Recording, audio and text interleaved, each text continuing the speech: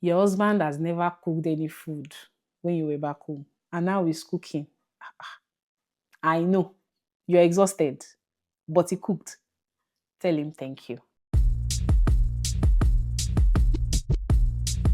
After my last video, I got responses from people who could relate to everything I shared about why marriages struggle after moving abroad. And I knew I just couldn't leave it there, especially since I already promised that I was going to talk about how to protect your marriage while living abroad. So that's exactly what we are going to be doing today. And some of these things are what we don't get to talk about enough.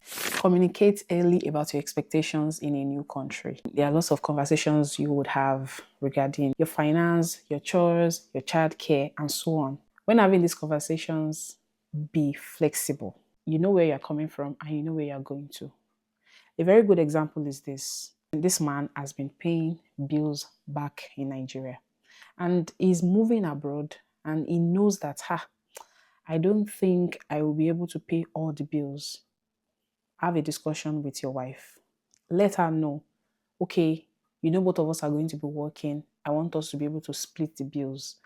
I know that you might say, she's expected to know now. But what if she doesn't know? What if she's thinking you're going to work 2 jobs?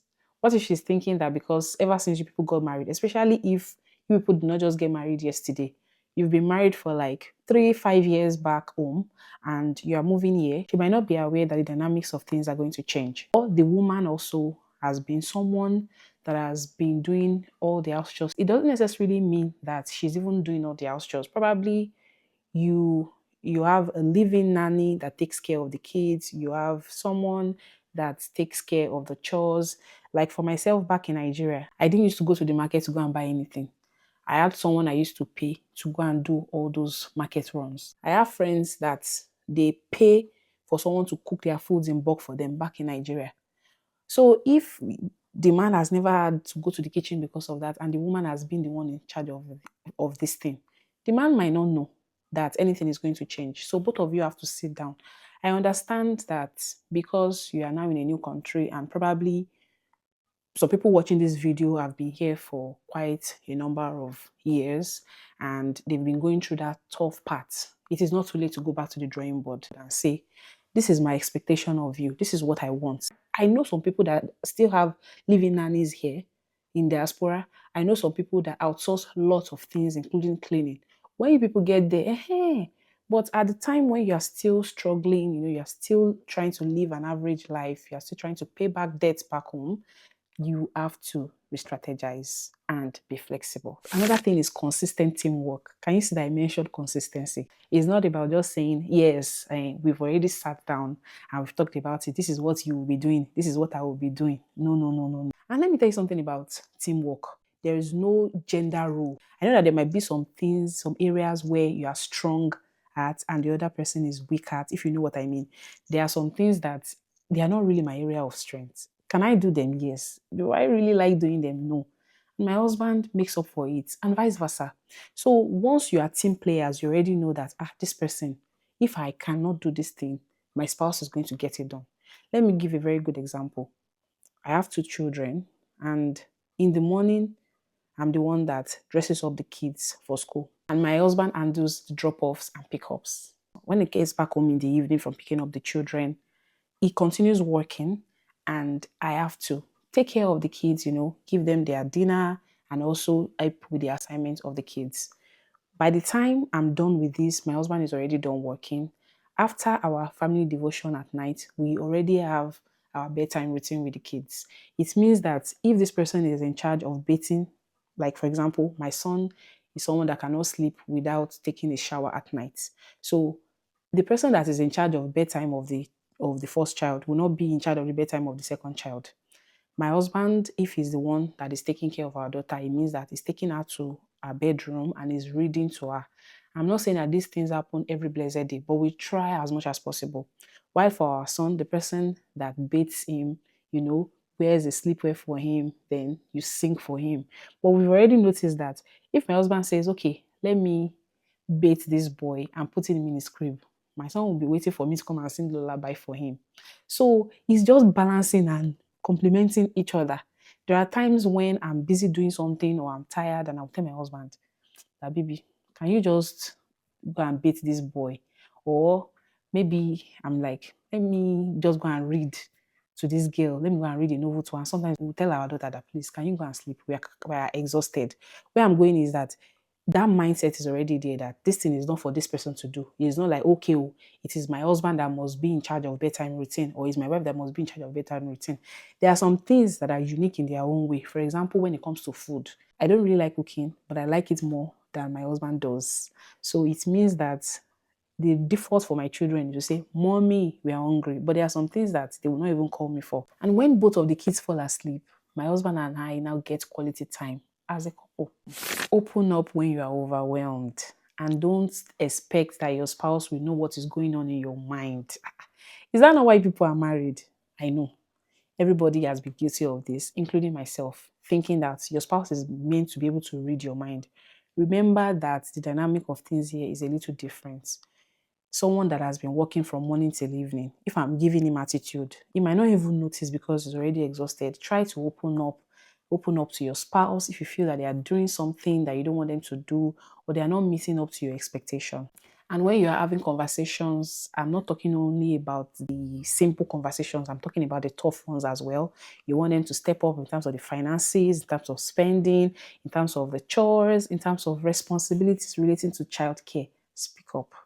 When you are speaking up, please speak up in a polite manner. There are some of these things that I've done that I'm not proud of. You want to address your spouse about something, you will not just go and be shouting, why will you do this? Why will you do this? The person also will be defensive. So as long as this person is now coming to you from a place of love and saying, I'm frustrated, you're not doing what I want you to do. Is there a way you can change this about yourself? Is there a way you can improve? Once your spouse comes to you, please don't be defensive. They've tried their best. They've come to you. Just listen to what they have to say. Forgive and tolerate each other's excesses. Whether back home, whether in diaspora, anywhere you are, you and your spouse, you fed each other, no matter how much you love yourselves. But it might be a little tricky here in diaspora because you are in each other's space. You know, when you were back home, during the summer, you can say, I'm going to my friend, but imagine you are fighting with your spouse during the cold winter, and you're like, I'm not going to talk to you. I'm not going to do this. Forgive each other now. Life is too short. See, before I used to be someone that would be nagging. I'm telling my husband, why would you do this? Why would you do this? This and that, this and that, this and that. It doesn't mean that both of you will not need time apart sometimes, just to clear your head. But learn to tolerate each other and forgive each other. And you realize that all the things that you really need to take personal, they are not really a big of a deal. As long as both of you are willing to make it work. Celebrate each other. You feel like, is it not his responsibility? Okay. Your husband has never cooked any food when you were back home, and now he's cooking. I know. You're exhausted, but he cooked. Tell him thank you. There's nobody that does not like compliments, whether man or woman. Sometimes when I spend money above the budget and my husband is like, you spend this, I will say, my husband, are we not enjoying your money? Don't worry, God will keep providing for you.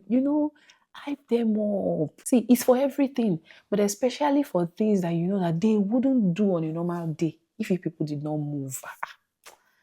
Give them kudos. Let them know that they tried. Find joy in the little things. This goes for people that are learning to adapt to the new environment. Human beings are flexible. I'm telling you. You might think, oh, I can't cope. Let me give you a very good example. Did you think you were going to cope with the cold? It was just here I sat down and I was like, in a few months, it will be 4 years since we moved to Canada. And if you had told me that I would be able to cope with this cold, I would have said is a lie. And this is my 4th winter now. I can say that I'm getting slightly used to it. You can't compare the way I feel now to when we just arrived.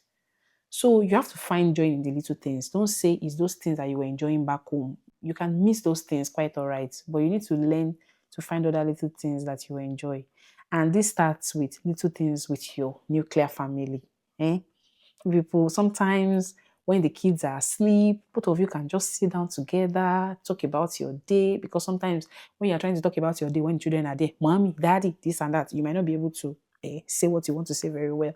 So once the kids are asleep, you can drop your phones, spend time with each other. There's one card that I saw online. I bought it online. There are questions you can ask from your spouse as well, just like little games. Sometimes my husband and I can pick a movie to watch and then we discuss about it. Just find little things together that you can do to bond together. It might even be that you're probably cleaning up the house. One person is loading the dishwasher. The other person is sweeping the house. You're just gisting and arranging things, just spending time together. And I'm telling you, it's going to be the highlight of your day, especially when you've been so exhausted and you get to spend time with your spouse. That's one of the joys of marriage. Hang out with friends when you can. I'm not saying that because you're in diaspora, automatically every time you have to be spending with each other. Also give each other space once in a while to hang out with friends. Some weeks ago, a sister in my church, Sister Esther, organized an hangout for we sisters, and we got to, discuss things, sing, eat, do fun things together that uplifted our spirit. It might not even be many people, one or two people, acquaintances, at least. There are sometimes that you might not have friends immediately, but sooner or later, your acquaintance can become your friend. My husband as well, during the summer period, he goes out with his friends to play football. Like almost every Saturday in the mornings, they go for sports, and I can tell you for free that he's already looking forward to this summer's edition. So, also spend time out with people aside from being indoors all day. And when you people want to go out, the person that is at home should stay with the children, especially when they are not being breastfed anymore. While making friends and acquaintances, be intentional about the friends you make. I used to say something that is good to pray for the spirit of discernment. Because sometimes, if one is not careful and we allow our feelings to take charge of our life, we end up doing some things that we are not proud of. And the funniest thing is that the sad thing is that you start thinking that those things are right. Remember your values. Remember things that you would say, this thing is wrong. So you have to be careful of the type of friends. You would know when you are interacting with them. You will know their stance on some things. You know their school of thoughts. You know their reasoning. Know that, okay, if this person is my friend, is my marriage in soup? Because not every advice should be taken, no. Not every advice is to be taken to book. And if you know that anytime this friend advises you, they're always giving you very negative advice, and you're saying, I will know the one to take, I beg. It's better not to have friends than to have friends that will destroy your marriage, especially when you know that your spouse is a good person, Last but not the least is spending time together with God. Go back to the altar. Go back to the altar. There is nothing that God cannot do. If there is anyone that has been going through a very tough phase in your marriage ever since you moved abroad, and you're thinking that all hope is lost, just go to the altar. Go on your knees and pray to God to touch your spouse's heart. And if you know that everything is going on well, don't wait for things to turn bad before you go to God. You have to start spending time with God now. You have to it doesn't have to be major things. Holding each other's hands in the morning and in the night and saying, okay, let us pray. Pray about the little things. Thank God for the little things. Read the word of God together. Spend time in his presence. Sing praises to him. Just do things that would make you more united together. And as long as you go to the throne of grace, there is nothing too difficult for God to do. I could go on and on about things you need to do, but my spirit tells me that this is the end of this video. So if you also know one or two things that you think you can share, you can just drop them in the comments. I'm not a marriage counselor. Most of these things I say, there are things that have actually worked for me and are still working for me. But if you think you have any question you want to ask that you feel people can advise you on, you can drop it in the comments. And I would make sure I answer your questions. And if peradventure I don't even have answers to those questions, I can ask from more experienced people so that they'll be able to address it for you. If you enjoyed this video, don't forget to like, share, and subscribe. And if you missed the first video, you can just watch the video so that you can understand better. Thank you for watching and see you in my next video. Bye.